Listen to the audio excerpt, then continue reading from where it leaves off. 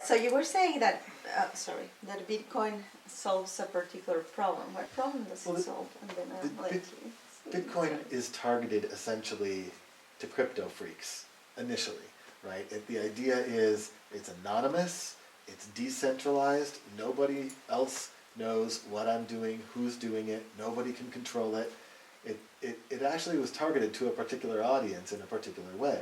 Now, it's begun to spread beyond that audience into other speculators and other people, but it, in some ways, was targeted. It wasn't trying to reach everybody for everything, and I don't think it solves a lot of problems. It turns into a commodity for speculation. It does. It has now, because that's what our existing economy does to everything, right? That's why there's markets for everything, stock markets and futures markets, and even credit default swaps, even markets for defaulting on your markets. And I mean, it's, yes. So now Bitcoin is now speculative, also because it's not tied to a specific value.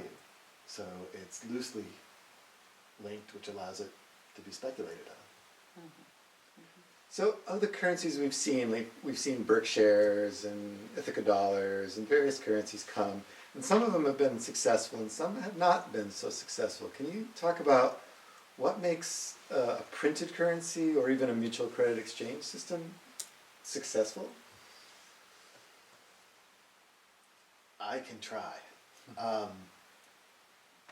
By my standards of success, and I'm hoping not to offend previous currency practitioners here, but by my standards of success, there's very few printed local currencies that have been successful. If your measure of success has to do with economic impact, which for me is the primary reason to implement a local currency.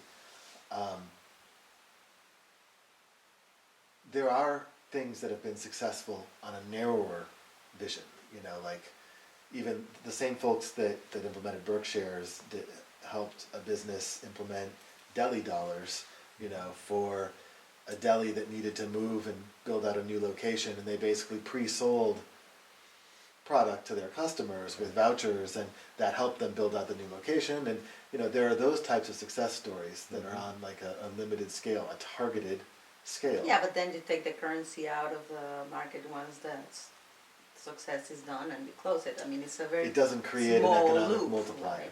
Exactly. It did that for that one business. That was an economic impact, but for the community, less so.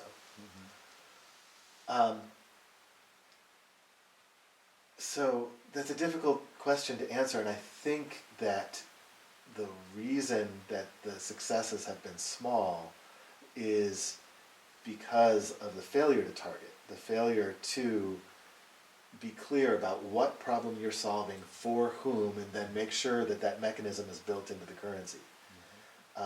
Certain ones, like Salt Springs dollars, were beautiful. And so the part of their success was making a really pretty money that people would come and buy through an ATM style purchase and then take away as a souvenir.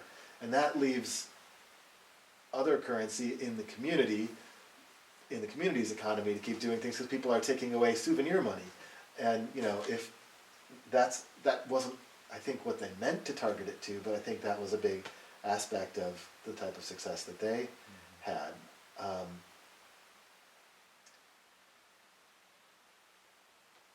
I mean, I can tell you about a design that we're doing for a local currency, but I can't promise it will be a success. I just know that we're targeting it very differently than a lot of the other ones have been. You mean local flavors? Local flavors, yeah. Yeah. I mean, we're targeting it as interest-free capital for your business, and it's a part of capital programs that we're putting together. We've already launched the crowdfunding site that does local crowdfunding through dollars as well as skills as well as resources. So a business can say, we need we need to expand into some new office space, and somebody can actually give them office space locally, or we need, you know, help with our electrical system, and somebody can come in and do wiring for them, or, you know, that and then there's also money that can be raised, but there's actual skills and resources that can be raised as well, since it's all local based. Didn't mean to go into as much detail about that, but it's part of a suite of things where there's crowdfunding, there's dollars-based loans, as well as local flavors-based loans, and being able to give a loan in dollars and local flavors combined. So if the coffee shop's espresso machine breaks down and they need to spend $5,000 on an espresso machine, you know, if they can get that as a $2,500 cash loan and a $2,500 local flavors loan, and displace other costs that they would have to pay dollars on. So be able to have some of their employees take it as payroll, or give it as change from the cash register, or buy pastries from a local vendor, or buy their coffee from a local roaster, and that kind of thing, then they can get this loan. First of all, the idea is a zero interest loan on the dollars, zero interest loan on the local flavors, with no repayment timeline. So what was going to be a $5,000 loan, probably with interest somewhere, can now be a $2,500 loan, because they don't have to pay back the other $2,500 unless they want to not accept local flavors as cash in their store. Because one of the problems that has also happened with some of these local currencies, you know, like in Burlington, you take Burlington bread into the pizza restaurant, and they'll take up to $10 of an order, or the coffee shop will take up to $1 in local currency, or, you know, when you start having a local currency that the businesses that accept it won't even really treat like currency, that starts undermining the credibility of the currency, and that's kind of the beginning of a downward spiral. So part of the goal in capitalizing the businesses this way is not only to increase the local capital base of things that can only circulate locally and will recirculate locally, but is to ensure everybody treats it as if it's money. And so you have a contractual agreement in the promissory note with the business that they will treat it as cash as long as they owe that money. And you're not asking them to repay the money. So the idea is that it keeps flowing, and we've just gotten a $2,500 cash infusion to the community, and a business that's going to always be accepting it. And so it becomes a part of kind of a holistic set of offerings, and there's more parts, there's more tricks to it, but... Yeah, I have a question about that. It makes me wonder how creative people are. Because when you mention, okay, if I don't have the $5,000 to buy this new coffee machine, maybe I'll just go like, yeah, and so why would I want local flavors?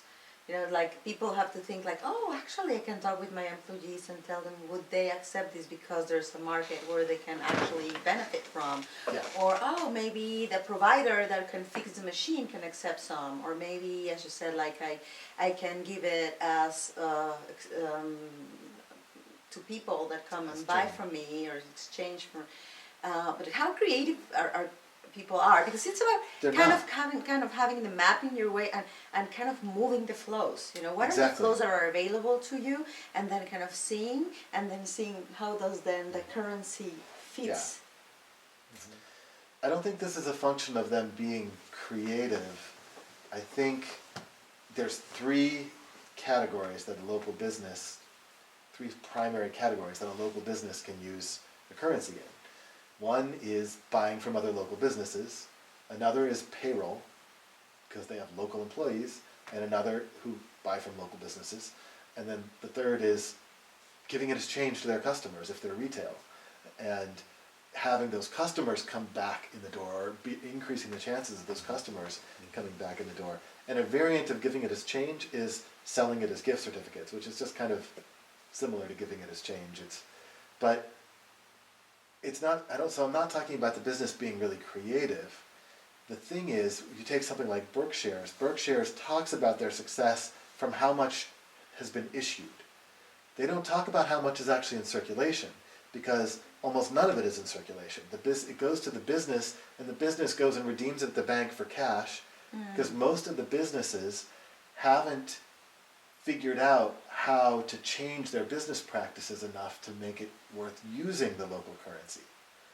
So if you have Exactly. $50 trickling in, or Right. $150 trickling in a week, when you go to the bank to make your deposits, you just cash it out and do this other thing, because it's just too much bother to change your purchasing practices, to change your payroll practices, to for that little amount. But if you're getting a capital infusion from the local business organization that you've developed a trusted relationship with over years, and you're getting, not for $5,000, that coffee shop it's worth them sitting down for the conversation about, here's how to account for it if you do it in payroll. Here's how to tell the story if you give it out as change. Oh, and by the way, we've printed instructions on the back of every bill along with some locations that it can be used, so that it's a little bit more self-selling, so that your cashier doesn't have to be able to explain everything to them. Right. And then also with local vendors, we help connect you. We're a business alliance. We'll help connect you with other local suppliers, so you don't have to be outrageously creative. You just have to have a good enough reason to make those changes to your business. And a trickle isn't a good enough reason. A capital infusion, we think, is a good enough reason for a business to start to alter their practices. Yeah.